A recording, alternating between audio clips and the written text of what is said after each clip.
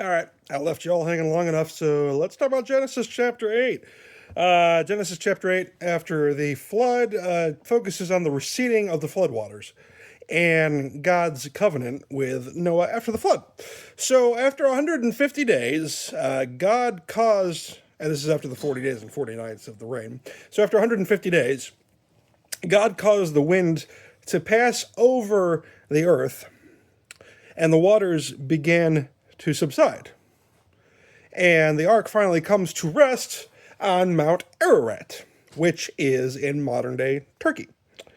So, after this happens, Noah sends out a raven. And then after he sends out the raven, he sends a dove to check if the land was dry. And after waiting and waiting and waiting, eventually the dove returns with an olive leaf, olive branch, signaling that indeed the waters have receded. And they don't leave the ark right away when this happens. In fact, after a year, they finally exited the ark. A whole year secluded on this boat with the animals. I'm sure that smelled wonderful.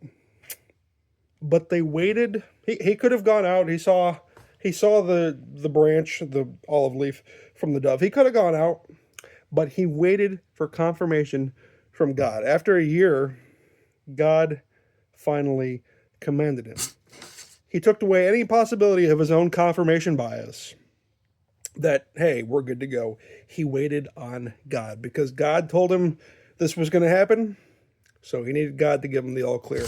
He wasn't just going to trust his own errant human ways.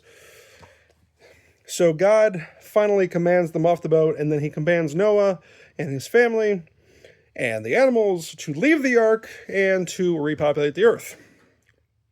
And Noah then proceeds to build an altar and offered sacrifices to God.